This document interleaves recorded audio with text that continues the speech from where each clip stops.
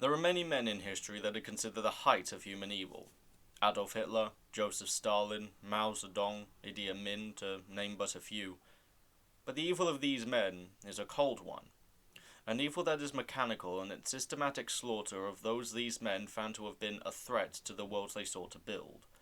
A world for them and them alone. This isn't a tale of that kind of evil.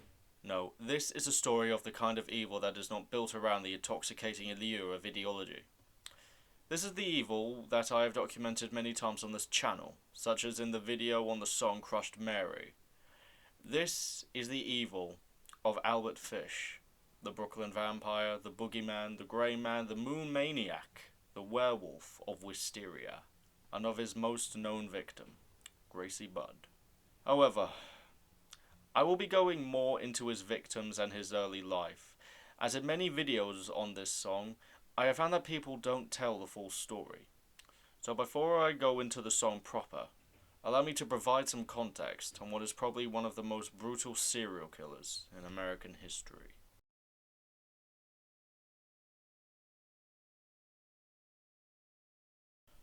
Albert Fish was born Hamilton Howard Fish in Washington, D.C. to Randall and Ellen Fish in the year 1870. His birth was under extraordinary circumstances, as his father was 43 years older than his mother, being 75 at the time of his son's birth.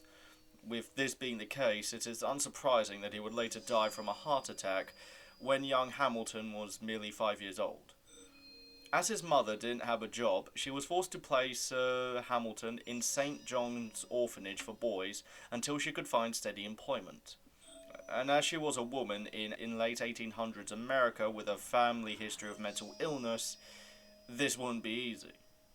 He was kept in that orphanage for some of the most important years of a child's development, being exposed to brutal punishments by the nuns on the children. These punishments consisted of being beaten naked to both physically harm and humiliate the recipient. This was when the child died and the monster was born.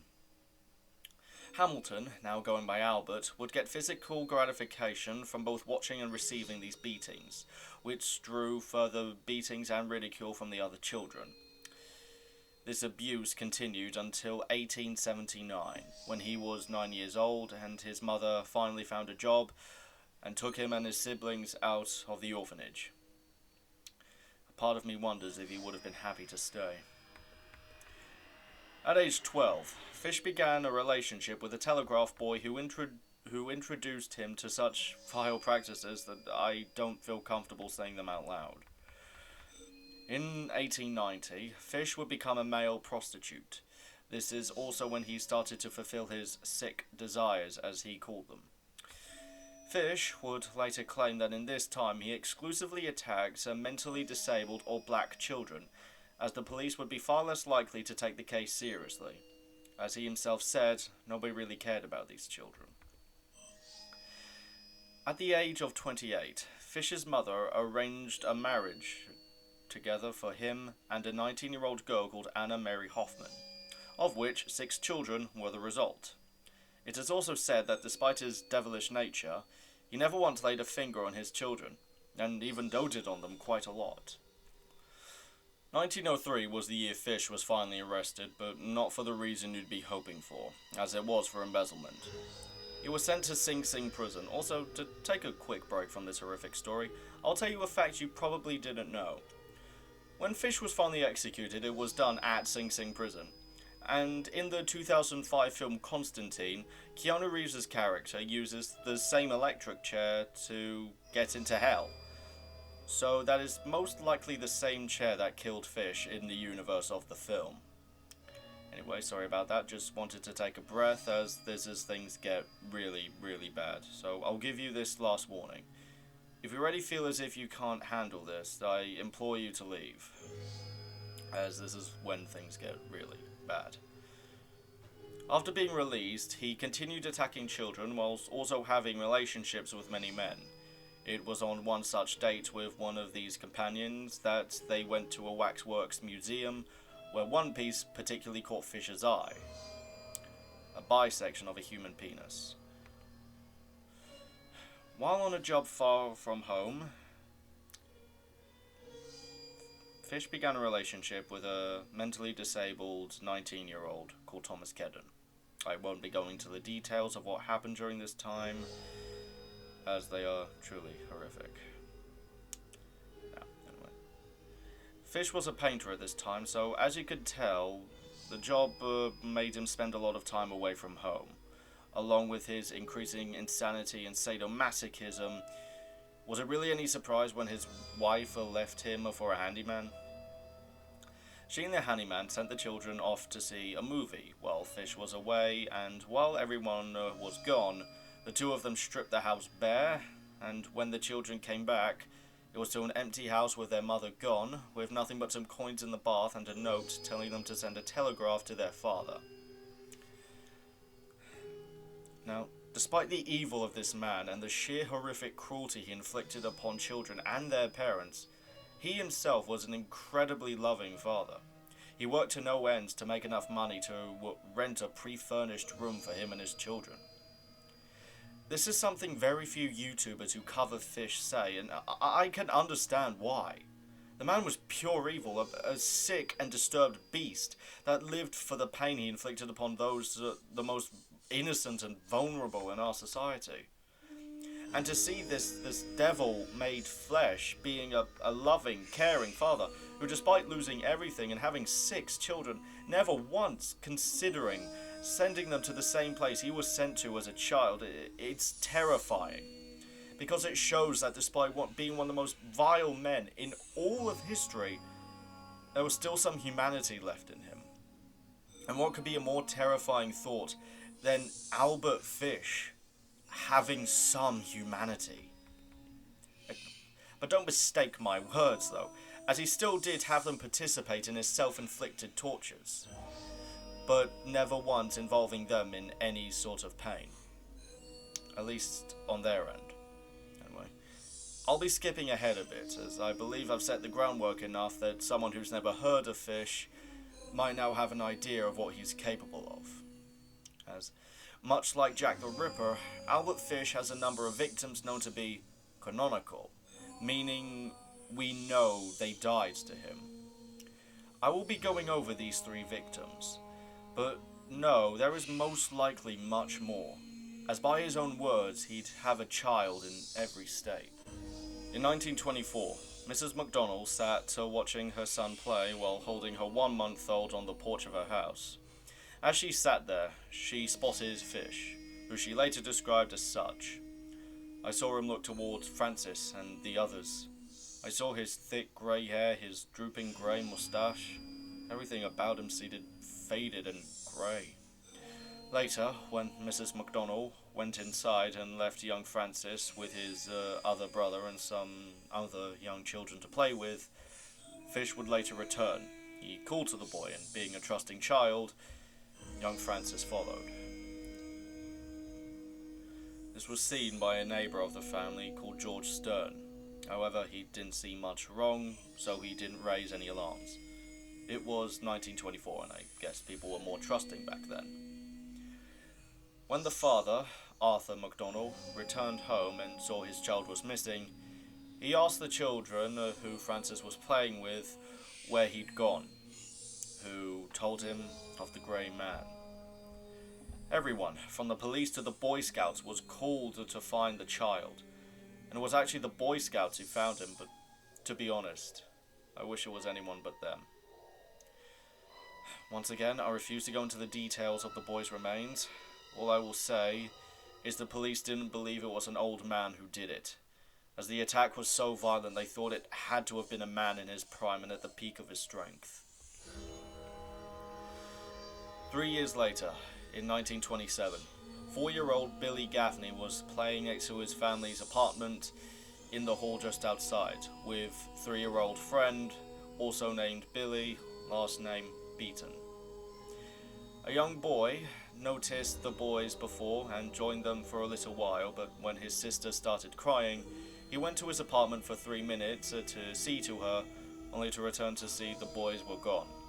He went to Beaton's apartment to tell the father of the 2 boys had gone missing. The father then went to Gaffney's apartment to tell him, and they began to look for their children. The 3-year-old was found by his father on the roof of the complex. When his father asked his son where Gaffney had gone, the toddler said, "The boogeyman took him." Unfortunately, this account from the boy was taken as child's imagination. Nevertheless, a search was launched with 30 police participating. During the search for the boy, the Gaffney family would receive letter after letter saying how Billy had died or he had found a newer, wealthier family, as the Gaffney family were very poor.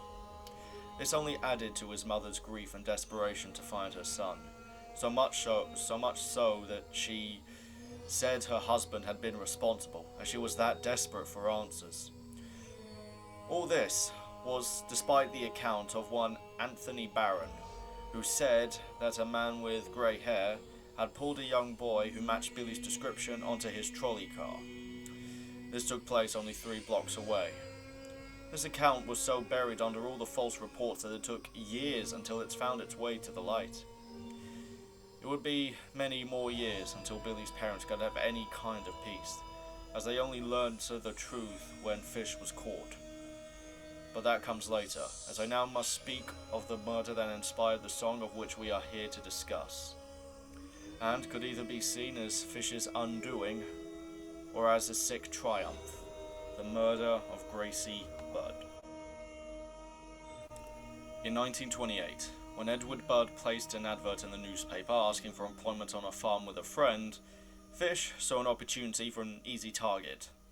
Being as the family was just as poor as the Gaffneys, it is understandable why the 18-year-old would want to get out of the house and bring some money back while he was at it. Fish went to the house, saying how he was a farmer who wanted to hire Edward and his friends to do some work. He did this under the name Frank Howard. He left and said he would be back on Saturday to pick the boys up. When Saturday came, Fish was nowhere to be seen, so he made up a lie about purchasing some horses and said he'd be back tomorrow. Fish then returned with strawberries and pot cheese, which he claimed to be from his farm. He did this to make the previous lie sound more believable to the family. They invited him in for lunch, and they sat and talked for a while, waiting for Edward himself to return. And later, Fish was introduced to Gracie Budd. The girl was described as someone who acted and dressed older than her age of 10, but still retained her childlike charm and innocence. He beckoned Gracie over to him and placed her on his lap. Then proceeding to reach into his pocket, he pulled out more money than the family had seen before, and asked Gracie to count, and she did, and it added up to $92.50. He gave her the 50 cents and told her to go and buy some sweets with it. Fish, by now utterly forgetting about Edward, and now only wanted Gracie, so he made up a lie about not being able to take Edward to the farm right now, as he had just remembered that he had to attend his niece's birthday party. Of course, being the kind and clearly wealthy man that he was, Mr. Howard offered to take Gracie to the party, saying how there'd be lots of children her age, cake and games. Naturally, Mrs. Budd was hesitant, but Mr. Budd insisted, saying how she never had any fun and that it'd be good for her. And besides, Mr. Howard would be there to look after her. Eventually, Mrs. Budd relented and dressed her daughter in her Sunday best, and sent her off on her way. Fish led the young Gracie to Wisteria Cottage, where he entered the house and told young Gracie to stay put. She then proceeded to pick wildflowers to keep herself occupied while Fish prepared. Once he was ready, he called young Gracie up to the 2nd floor, where he jumped out of a wardrobe and killed her. Once again, I will not be going into the details, at least not right now, as that will come later in the video. Right now, that you have an idea of this, well, I'm hazard to call him a man, but anyway, now is the time where I go into the video proper. This is Secrets of Wisteria, composed by SteamPianist and sung by Oliver. The video begins with the girl crouching down on the ground, and the beginning credits play. The music itself sounds like a distorted lullaby, with there being bells tolling, like church bells, only far more high-pitched, as though in mourning. We are then greeted with a sight that made my blood run cold when I first saw it. The heads of 3 children move slowly towards the camera, bleeding at the base with faces of static. And it's at this point that I thank SteamPianist for his black and white art style. There is also a house slowly moving away from the camera, which is probably Wisteria Cottage itself. With this change of scene also comes a change of music, with the added sound of what, to me, sounds like a saw going through bone, as one of Fish's so-called implements of hell was indeed a saw. A girl is seen, most likely Gracie Budd herself, as the song mentions her by name. The girl also seems to be looking into something with eyes wide with fear. The video then shows us a cleaver, a hand with severed fingers, and an eye, with a needle slowly advancing towards it. The lyrics: swift, sharp needles do spot his face before he feeds on the sheep's white fleece. This could be referring to how Mrs. Budd noticed something was up with dear Mr. Howard, as she didn't trust him with Gracie, in a time where stranger danger was far less of a common concern for children and parents alike. So putting the lyrics and the image together, you can get an idea of somebody seeing Fish for what he truly was. Then we see an image that has become synonymous with the song. The image is a collage of many separate images, including many shapes, eyes, a boy with an arrow through his head, the word Wisteria with question marks after, a drawing of a girl fearing a monster, lips, and some writing. Anyone who knows the story of Albert Fish will know how the writing plays into this, but I'll get into that later. Over this image is the word phantasmagorical, meaning something that seems to have been in a dream, or in this case, a nightmare, meaning that his crimes were so vile that they could barely seem real. Also are the lyrics a crescendo of hysteria, meaning how this was his last canonical murder, the word crescendo, and how this was an end to the fear and hysteria his crimes brought. When the lyrics stop, the music adds in audio that sounds like as if someone was walking behind you, perhaps trying to make you feel like young Gracie herself, walking beside the devil. After this, the screen turns red and the beat drops with a rush of images after image, most of which I can't find any purpose to other than being creepy. But there are some that have some type of meaning to say. Many of the images are of dolls and children. To me, in this is the song saying how Fish saw these children not as people, not even as he saw like his own children as people, but as dolls he could play with and torture at his leisure. Also, the fact that the background turns from white to red, could mean we switch perspectives from the children to that of Fish himself, as the children all seem to be wearing white, and the line, sheep's white fleece from earlier referring to the child on the screen. This also supports the claim of the children's perspective being in white. With this idea of the scene being from Fish's perspective, the red scenes, the line, hear them laughing underneath, makes a lot more sense, as Fish was a sadomasochist who enjoyed receiving pain as much as inflicting it. So perhaps we see his delusion, thinking that after he introduced these children to this distorted form of pleasure as he saw it, they would be grateful and would laugh in delight underneath the ground, or whatever was left of them he didn't eat. We once again see a child wearing a pure white dress, seemingly hiding from someone. This is set to these lyrics: move quick, be an artful dodger when the cleaver starts swishing in flames. So this could be referring to the children who managed to evade Fish during his first few murder attempts, as there were a few lucky souls who managed to escape him. Then we see a sequence of images that show a child's leg, a child's lifeless face, a skull, a child looking down with wings and a flower. Now, despite appearances, I don't think the child is meant to be Gracie. At this point, I think her model is now being used as a stand-in for all the children Fish brutalized. Once again, we see the collage with the word phantasmagorical, and the lyric repeats again, so I'll be skipping over the red scene once again. When the video comes to its end, we see the little girl again with the back of her head to us, as she rocks it from side to side. With the song reaching its crescendo, the video now shows us images that relate to the story in chronological order. A limp arm, an eye, a pair of shoes, a cooking pot with an arm hanging out, a dining set, and a swing, but there's something else. There are some images in this part of the video where the screen cuts to black for less than a second, but in those parts we see hidden messages.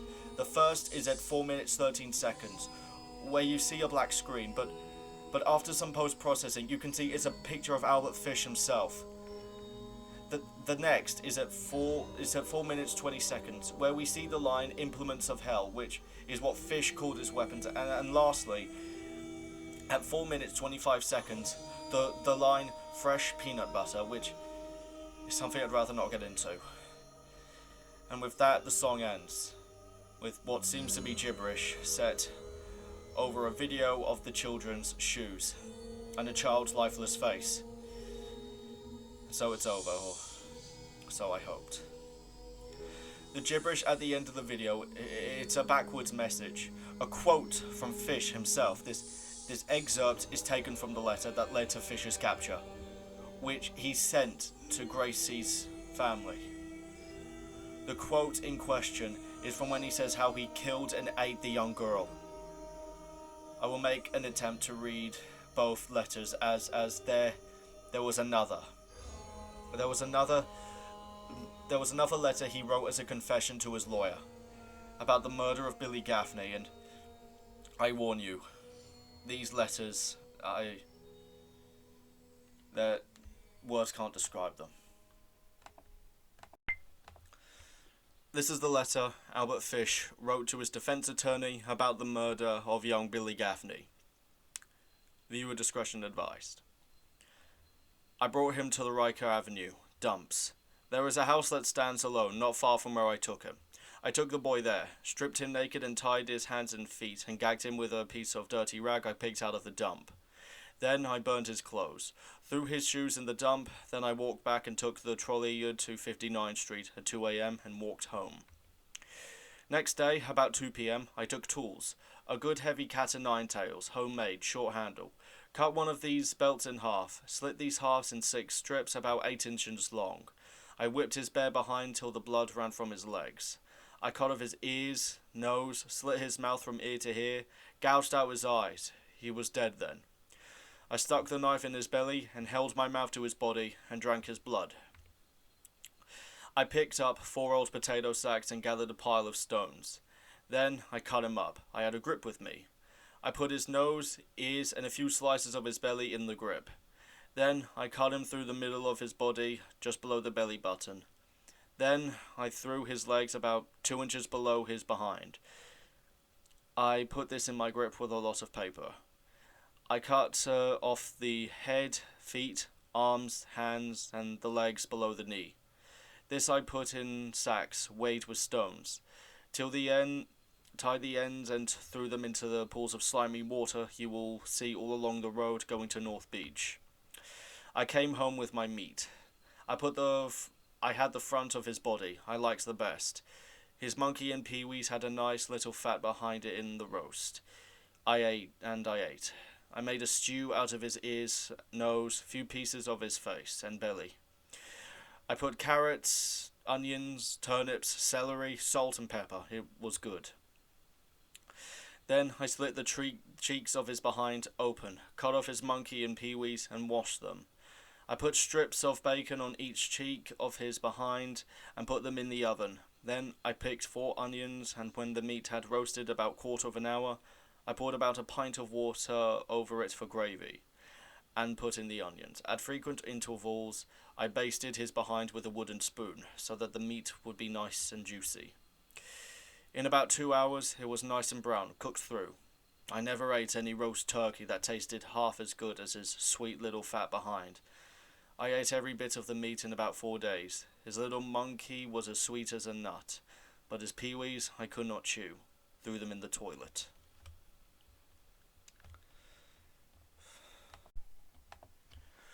This is a reading of the letter Albert Fish sent to the parents of young Gracie Budd, sometime after he had murdered her at Wisteria Cottage. Once again, I will be giving a content warning, as I will not be censoring the profanity said in this letter, as I believe to do so would be disrespectful to the victims. Thank you for your understanding. My dear Mrs. Budd, in 1894, a friend of mine shipped as a deckhand on the steamer Tacoma, Captain John Davis. They sailed from San Francisco to Hong Kong, China. On arriving there, he and 2 others went ashore and got drunk. When they returned, the boat was gone. At that time, there was a famine in China. Meat of any kind was $1 to $3 a pound. So great was the suffering among the very poor that all children under 12 were sold for food in order to keep others from starving. A boy or girl under 14 was not safe in the street. You could go in any shop and ask for steak, chops, or stew meat. Part of the naked body of a boy or girl would be brought out, and just what you wanted cut from it. A boy or girl's behind, which is the sweetest part of the body and is sold as veal cutlet, brings the highest price. John stayed there so long that he acquired a taste for human flesh. On his return to New York, he stole 2 boys, one 7, one 11. He took them to his home, stripped them naked, and tied them up in a closet, and then burned everything they had on. Several times every day and night, he spanked them, tortured them, to make their meat good and tender. First, he killed the 11-year-old boy, because he had the fattest ass, and of course the most meat on it. Every part of his body was cooked and eaten, except the head, bones, and guts. He was roasted in the oven. All of his ass. Boiled, broiled, fried, stewed. The little boy was next, and went the same way. At that time, I was living at 409 East 100th Street. He told me so often how good human flesh was, and I made up my mind to taste it. On June 3rd, 1928, I called on you at 406 West 15th Street, and brought you pot cheese and strawberries. We had lunch. Grace sat on my lap and kissed me. I made up my mind to eat her. On the pretense of taking her to a party, you said yes, she could go. I took her to an empty house in Westchester I had picked out. When we got there, I told her to remain outside. She picked wildflowers. I went upstairs and stripped off all my clothes. I knew I would get blood on them if I didn't. When all was ready, I went to the window and called her. Then I hid in the closet until she was in the room. When she first saw me all naked, she began to cry and tried to run down the stairs.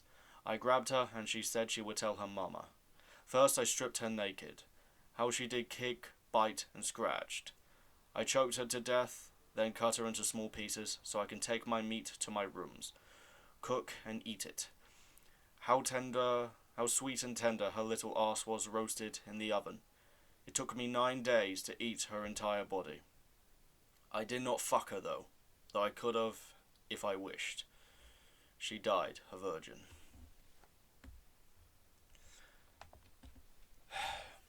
And so there it is. This is the part of the video where all of you know I go off script. But I doubt there is any sort of lesson that I can say in this video other than, to put it simply,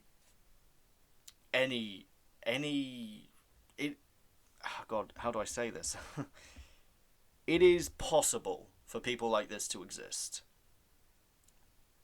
I have read some truly disgusting novels in my time.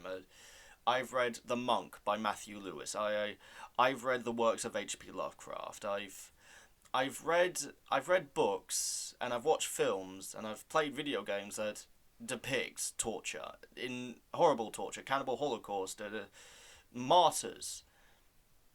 these types of tortures are often reserved for the screen. And yet, here we have a man. Not a monster, a man. He was fully human as us.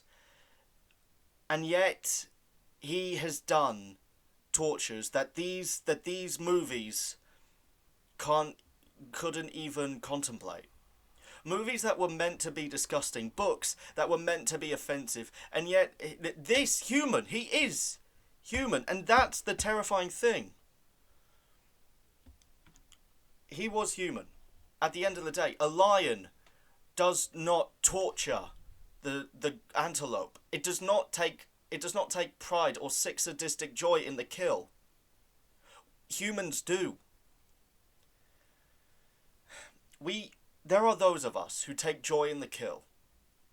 And there is a part of that evil in all of us. Some, it is more prolific in them than others. This is undeniable. Nobody, unless you are the most woefully ignorant to the horrors of the world type of person, sheltered all your life, like the Buddha before he came out of the castle, could accept that. And yet we still call fish a monster. Because we can't accept that at the end of the day, he was human. As I said, there's a reason why YouTubers like Deadbug, who I said before on the video on the Otaku Killer, or the Illuminati, or any other YouTuber who has covered fish that I have seen, have not mentioned him as being a loving father, because it's terrifying. It's terrifying to say that this monster who has done this to so many children could have been a father, a loving father, could have been a human. Something that not even his wife did, as she abandoned her own children. It's terrifying to accept. It's terrifying to hear, and that's why we call him a monster. But as Oliver said in the reversed lyrics,